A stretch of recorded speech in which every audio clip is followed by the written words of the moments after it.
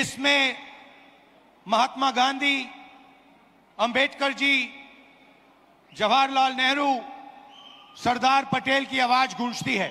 ಈ ಒಂದು ಪವಿತ್ರವಾದ ಗ್ರಂಥದಲ್ಲಿ ಮಹಾತ್ಮ ಗಾಂಧೀಜಿ ಅವರು, ಬಾಬಾ ಸಾಹೇಬ್ ಅಂಬೇಡ್ಕರ್ ಅವರು, ಜವಾಹರ್ಲಾಲ್ ನೆಹರೂಜಿ ಅವರು, ಸರ್ದಾರ್ ವಲ್ಲಭಭಾಯಿ ಪಟೇಲ್ ಅವರ ಧ್ವನಿ ಇದರಲ್ಲಿ ನಮಗೆ ಕೇಳಿ ಬರ್ತಾ ಇದೆ.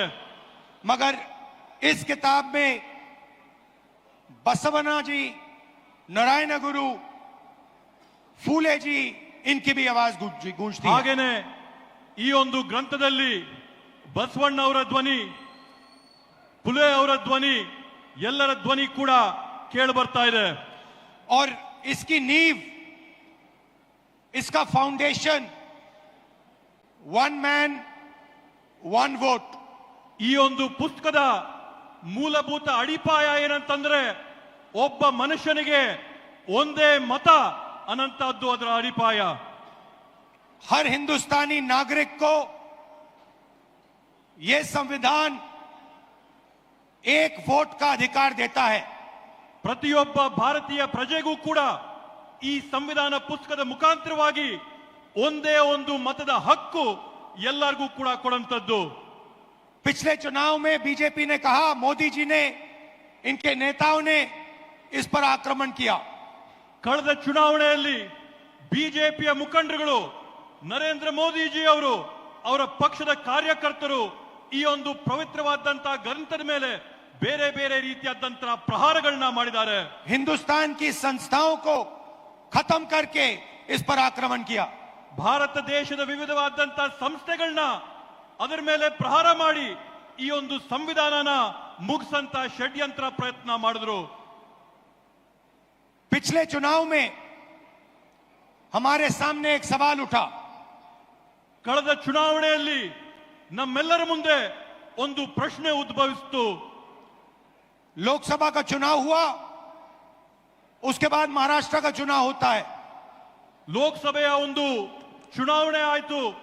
ಆ ಲೋಕಸಭೆಯ ಚುನಾವಣೆಯ ಬೆನ್ನಲ್ಲೇನೆ ಮಹಾರಾಷ್ಟ್ರ ರಾಜ್ಯದಲ್ಲಿ ಅಲ್ಲಿನ ವಿಧಾನಸಭೆಯ ಚುನಾವಣೆ ಆಯಿತು. लोकसभा में हमारा गठबंधन महाराष्ट्र के चुनाव को जीतता है। ಮಹಾರಾಷ್ಟ್ರದ ಲೋಕಸಭೆಯ ಚುನಾವಣೆಯಲ್ಲಿ ನಮ್ಮ ಇಂಡಿಯಾ ಮೈತ್ರಿಕೂಟ ಅಲ್ಲಿರ್ತಕ್ಕಂಥ ಚುನಾವಣೆಯಲ್ಲಿ ಜಯನ ಸಾಧಿಸುತ್ತೆ. और फिर 4 महीने बाद बीजेपी महाराष्ट्र में विधानसभा जीतती है।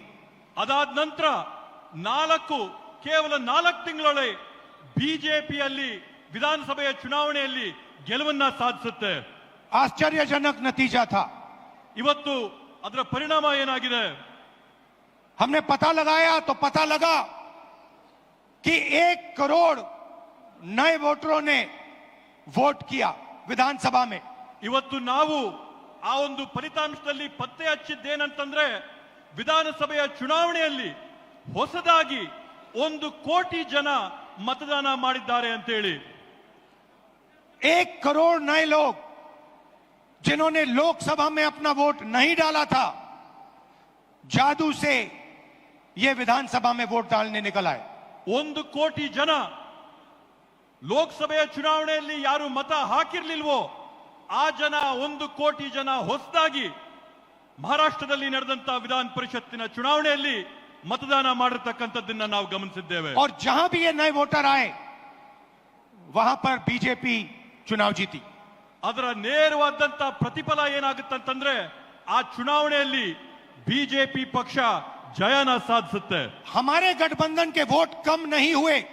ನಮ್ಮ ಒಂದು ಮೈತ್ರಿಯ ಫಲಿತಾಂಶದಲ್ಲಿ ನಮ್ಮ ಮತಗಳ ಸಂಖ್ಯೆಯಲ್ಲಿ ಯಾವುದೇ ಒಂದು ಚೂರು ಕೂಡ ಕಡಿಮೆ ಆಗಿಲ್ಲ.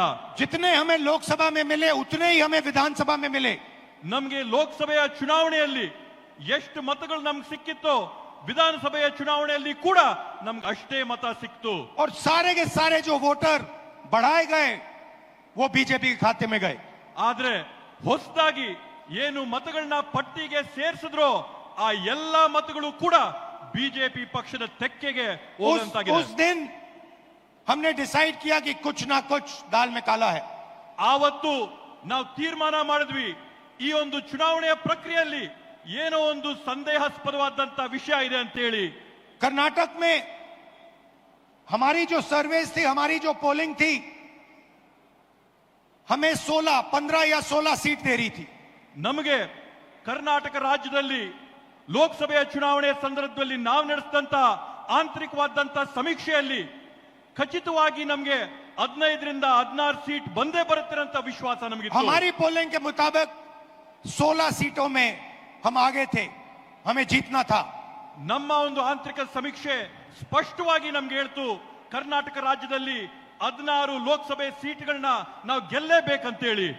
और हम जीते 9 में। ಆದ್ರೆ ನಮಗೆ ಫಲಿತಾಂಶ ಸಿಕ್ಕಿದಾಗ 9 ಗೆಲುವಾಗಿದ್ದು।